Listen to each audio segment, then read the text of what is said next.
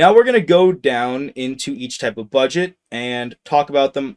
I've got some actual projections, some actual graphics of budgets, and I'll show them to you in a nice dynamic way.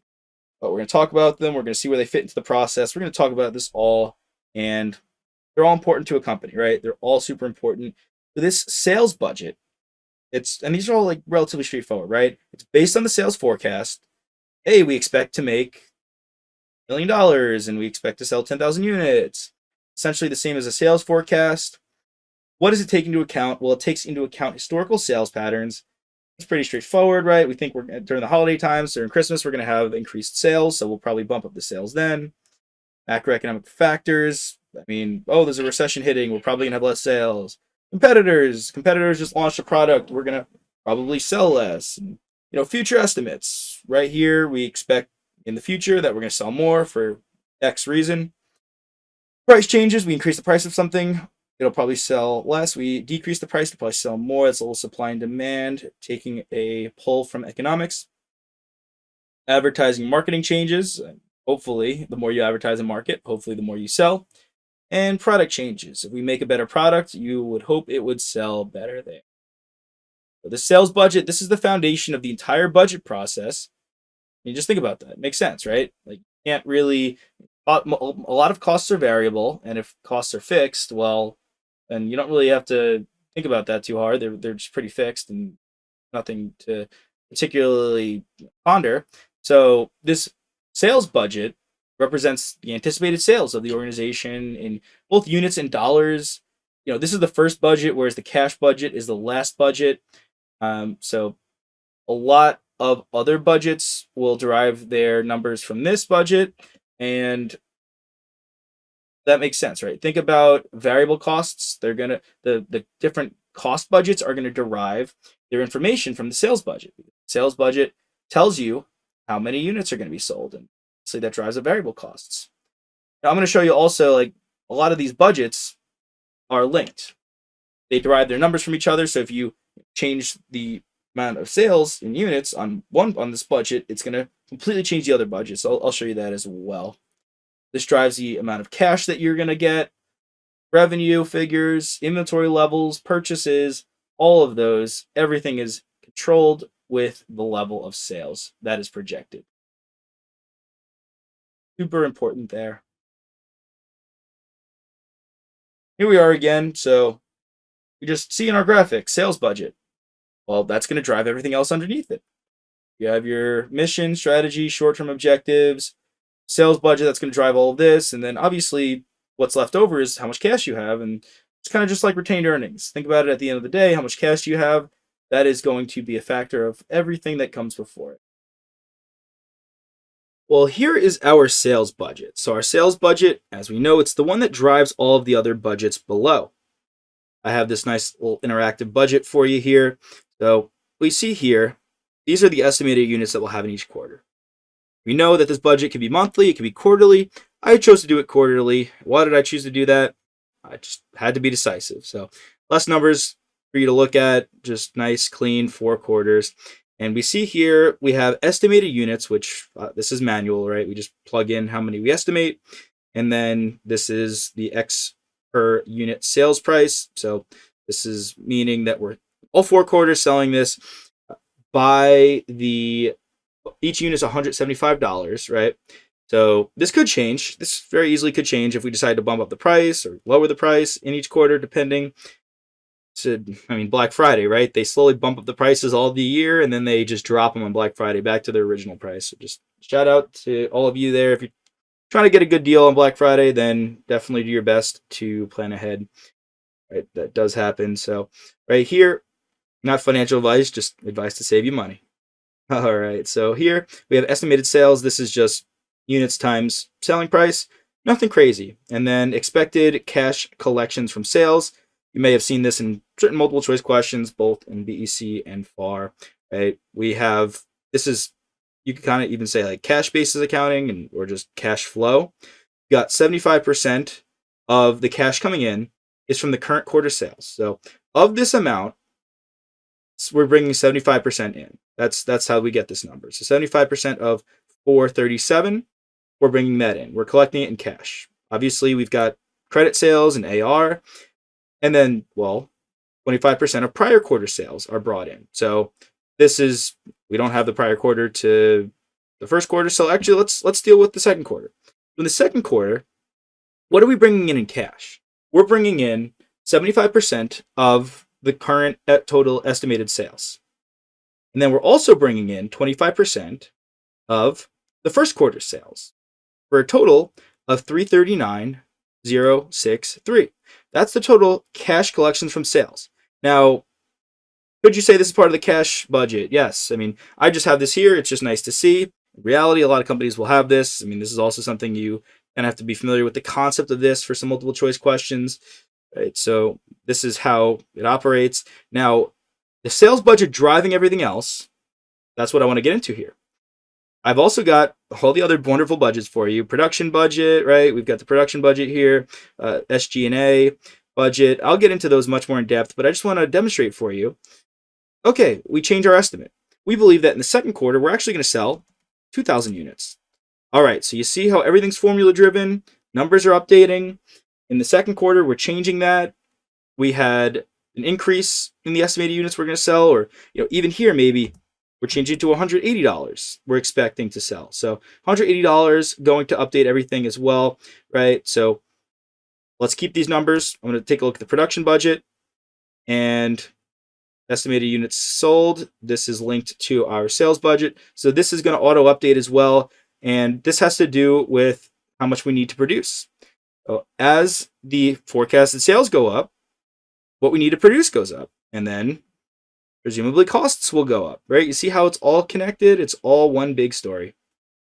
I go back, just kind of recap a little bit. So here is our sales budget in screenshot format.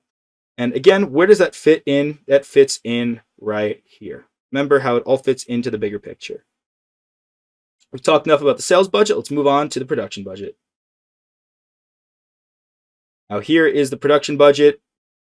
Again, give this to you in nice, flexible Excel format, right? So this budget's prepared for each product or each department. So think about it in that sense. Product or department, based on the amount that's going to be produced, stated in units. Production budget, this is made up of the amount spent for direct labor, materials, and overhead. The amount of the production budget, this is based on the amounts of inventory on hand and the inventory that's needed to keep your sales going. This, in reality, what we're looking at here, it's a simplified production budget. In reality, it'll be broken out as a direct materials budget, direct labor budget, overhead budget. Obviously, I'm only trying to give you what you need for the exam, because a whole budget system like that would be completely overkill for this. The whole cost of goods sold budget. This is much more concise. You see what is pulled from other budgets, right? Seeing where it's all coming from. And let's play with it a little bit. Right here, there's sales. Now we're at our production budget here. All right, so we know if we change those, they're going to change how many units we need. So we look desired ending finished goods. And you're not going to need to create these on the exam. Just as an FYI, I'm just going through with you. I mean, this also is, great experience for the real world if you're going to be dealing with a company itself. So if we're expecting to sell 2,900 units in the third quarter, and we want 500 units left, and how do we decide that? Well, we have a rule that we want 25% of the following quarter's sales to be saved. So that is going to, be derived from that number. We got 25% on hand. We need a total of 3,400 units because, again, we want to keep, it's kind of like a base formula. We want ending of 500. We expect to have a subtraction of 2,900 minus the beginning finished goods, what we just have sitting in the warehouse. That means we need to produce 2,775 units. It's a nice little base formula. I mean, if you were to write it out, you'd have your beginning, addition, subtraction, ending. But you see here, this is the beautiful production budget, how it all works. Where does the production budget fit in? It fits in right here. And as I told you, right, these other budgets, this is very much how it could be broken out and will be broken out in the real world, but not what we are going to deal with on the exam. This constitutes the cost of goods sold budget. So how much do we need to produce? It's broken out between our 3 cost of goods manufactured, cost of goods sold, and then flows to the cash budget.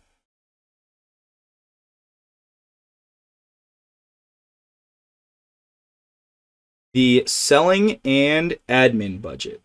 All right.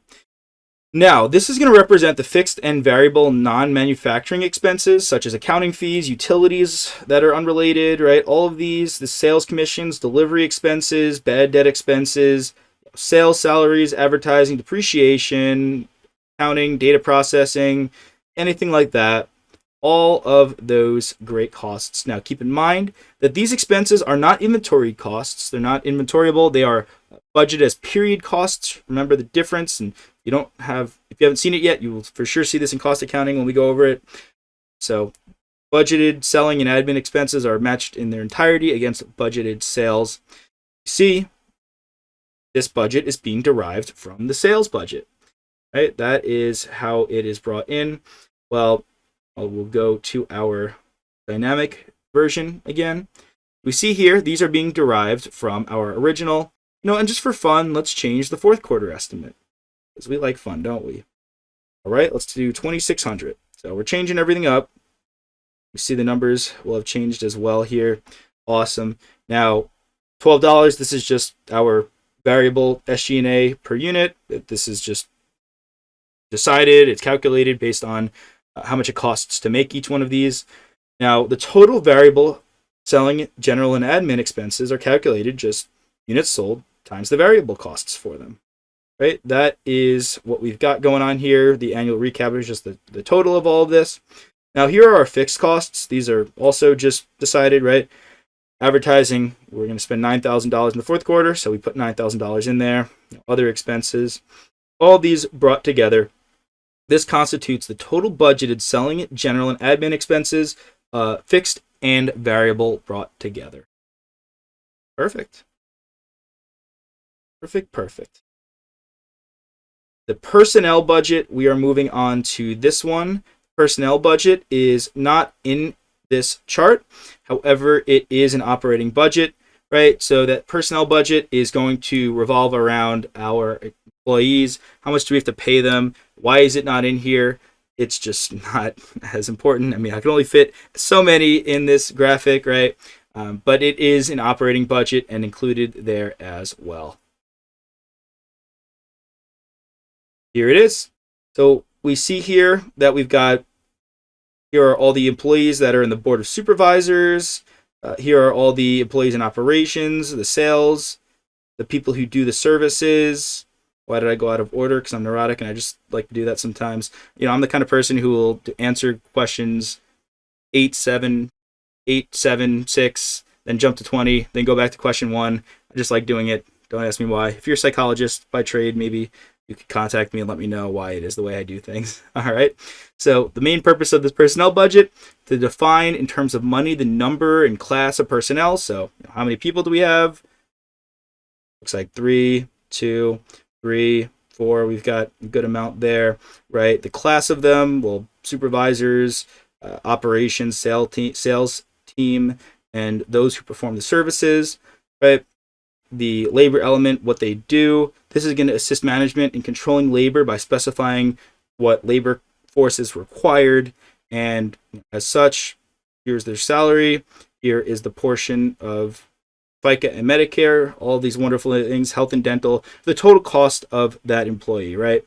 Total cost of the employee is total compensation over here. Personnel budget, really just a budget of what we are going to have to pay to our employees.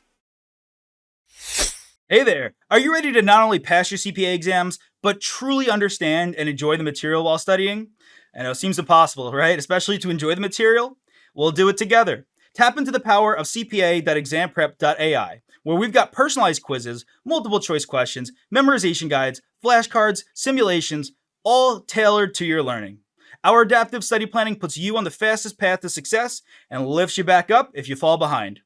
Avoid wasting your precious time and money attempting an exam with a low chance of passing, because who wants that? We want to get you through this process as quick as possible. Our exam readiness prediction lets you walk in with confidence, knowing that you're prepared for success on exam day. Thankfully, there's no payment method needed to get started. So why don't you come join us? Visit cpa.examprep.ai and let's achieve your exam success together.